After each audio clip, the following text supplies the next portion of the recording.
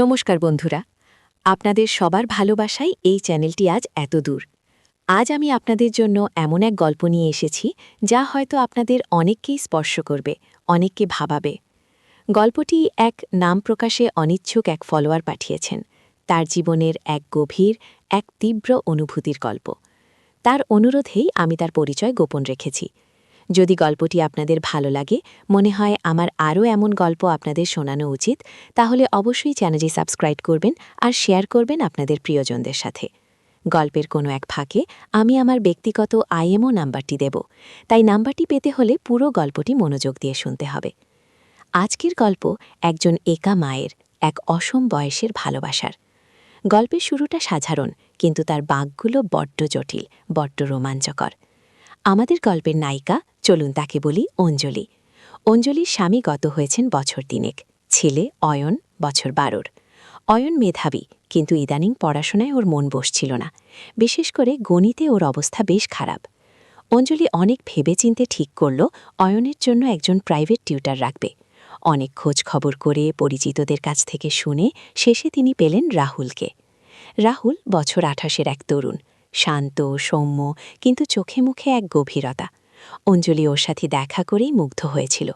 রাহুলের কথা বলার ভঙ্গি, ওর জ্ঞান, সবকিছুতেই একটা পরিশীলিত ভাব ছিল। প্রথম দিন রাহুল যখন অয়নকে পড়াতে এলো, অঞ্জলি নিজের ঘরে বসে কাজ করছিল। কিন্তু রাহুলের গলার স্বর, অয়নের সাথে ওর কথাবার্তা, সবটাই ওর কান এড়াচ্ছিল না। অয়ন প্রথম দিকে একটু সংকোচে ছিল, কিন্তু রাহুলের সহজ আচরণে সে ধীরে ধীরে স্বচ্ছন্দ হয়ে উঠল। সপ্তাহে ৩ দিন রাহুল আসত। প্রথমে অঞ্জলি শুধু অয়নের পড়াশোনার খোঁজ নিত, কিন্তু ধীরে ধীরে তার দৃষ্টি রাহুলের দিকে ঘুরতে শুরু করল। রাহুল যখন আসত, অঞ্জলি চেষ্টা করত নিজেকে সুন্দর করে গুছিয়ে নিতে। ওকে একটু বেশি সেজেগুজে থাকত, অঞ্জলি নিজেই ভাবত, কিন্তু কেন তা ও নিজেও বুঝত না। শুধু বুঝত রাহুলের সান্নিধ্যে ওর কেমন যেন একটা অন্যরকম অনুভূতি হতো, একটা চাপা উত্তেজনা, একটা অজানা আনন্দ। একদিন অয়ন স্কুল থেকে ফিরে এসে অঞ্জলিকে বলল, মা, রাহুল স্যারকে আমার খুব ভালো লাগে, উনি এত সুন্দর করে বোঝান। অঞ্জলির বুকের ভেতরটা কেমন যেন করে উঠল। ভালো লাগে, এই কথাটা ওর মনে অন্যরকম অনুরণন তুলল। সেদিন রাতে অঞ্জলি ঘুমোতে পারল না। রাহুলের মুখটা বারবার ভেসে উঠছিল, ওই শান্ত চোখ, ওই হালকা হাসি। অঞ্জলি নিজের মনের এই পরিবর্তনটা বুঝতে পারছিল না। সে তো একজন বিধবা, একজন মা, তার জীবনে এখন শুধু অয়নের ভবিষ্যৎ। কিন্তু এই নতুন অনুভূতিটা কোথা থেকে আসছে? একদিন ছুটির দিনে রাহুলকে ডেকেছিল অঞ্জলি। অয়নের পরীক্ষার ফল ভালো হয়নি, তাই ওকে একটু বেশি সময় ধরে পড়াতে হবে। সকাল ১১টা নাগাদ রাহুল এলো। অঞ্জলি ওকে চা জল খাবার দিয়ে ঘরে বসালো। অয়ন তখন নিজের ঘরে। রাহুল আর অঞ্জলি মুখোমুখি বসল। প্রথমে পড়াশোনার কথাই হচ্ছিল, কিন্তু কথা বলতে বলতে কখন যেন অন্য প্রসঙ্গে চলে গেল। রাহুল বলছিল ওর নিজের জীবন, ওর স্বপ্ন। অঞ্জলিও নিজের কথা বলছিল, ওর একাকিত্ব, ওর কষ্টের দিনগুলো। কথা বলতে বলতে ওরা একে অপরের খুব কাছাকাছি চলে এসেছিল। অঞ্জলি টের পাচ্ছিল ওর হৃৎস্পন্দন বেড়ে চলেছে। রাহুলের চোখেও সে একই অনুভূতি দেখতে পাচ্ছিল। হঠাৎ রাহুল অঞ্জলির হাতটা ধরল। একটা বিদ্যুতের ঝলক খেলে গেল অঞ্জলির সারা শরীরে। হাতটা কাঁপছিল অঞ্জলির, কিন্তু সে হাতটা সরালো না। রাহুল ওর দিকে ঝুঁকে এলো। অঞ্জলির চোখের দিকে তাকিয়ে বলল, অঞ্জলি, আমি জানি এটা ঠিক নয়, কিন্তু আমি নিজেকে আটকাতে পারছি না। অঞ্জলি ফিসফিস করে বলল, আমিও। সেই মুহূর্তে পৃথিবীর সব নিয়ম, সব বাধা ওদের কাছে তুচ্ছ মনে হচ্ছিল। ওর জন্য, ওর ছেলের জন্য সব স্যাক্রিফাইস করা অঞ্জলি আজ নিজের জন্য কিছু চাইছে, এক নতুন নিষিদ্ধ অনুভূতির টানে। রাহুলের ঠোঁট অঞ্জলির ঠোঁটির উপর আলতো স্পর্শ করল। একটা গভীর চুম্বনে মিশে গেল দুই অসম বয়সী, দুই জীবনের দুই পথ। ঠিক সেই সময় অয়ন ঘরে ঢুকে পড়ল। অঞ্জলির সারা শরীর হিম হয়ে গেল।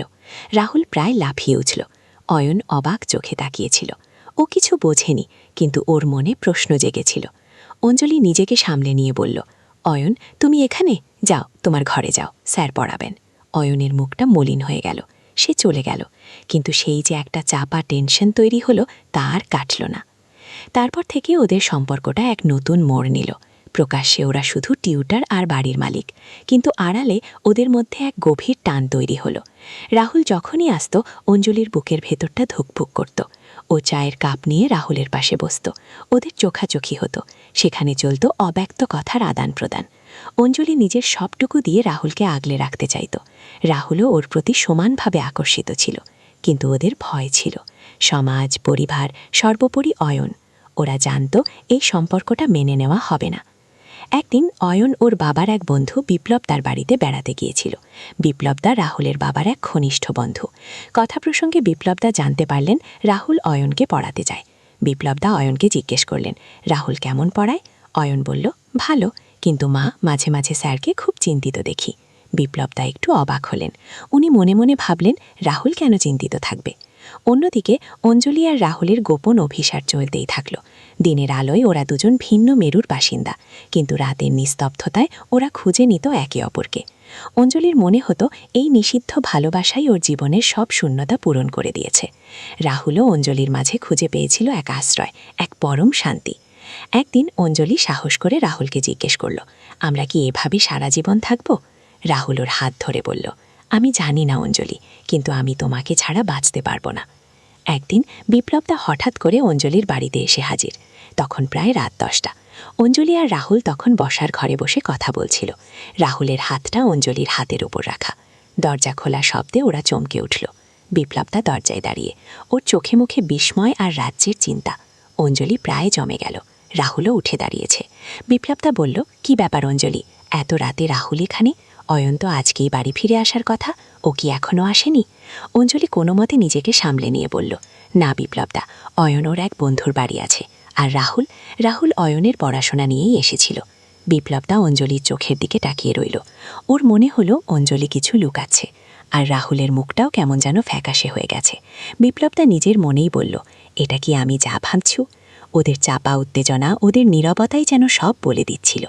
বিপ্লবদা বুঝল, এটা সাধারণ নয়। গভীর রাত আর এই অসময়ে একজন যুবকের আগমন, তার উপর দুজনের এই অস্বাভাবিক আচরণ। বিপ্লবদা আর এক মুহূর্তও দাঁড়াল না।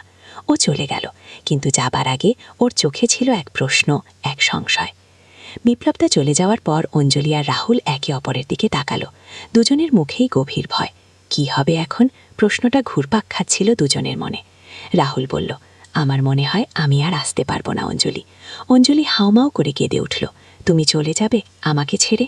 রাহুল ওর চোখে চোখ রেখে বলল, আমারও কষ্ট হচ্ছে অঞ্জলি, কিন্তু যদি ধরা পড়ি তাহলে আমাদের দুজনেরই মান সম্মান থাকবে না, বিশেষ করে অয়নের। ও যদি জানতে পারে। অঞ্জলি বলল, আমি আর তোমার সান্নিধ্য ছাড়া বাঁচতে পারবো না রাহুল। হঠাৎ দরজায় আবার ধাক্কা দেওয়ার শব্দ। অঞ্জলি আর রাহুল চমকে উঠল।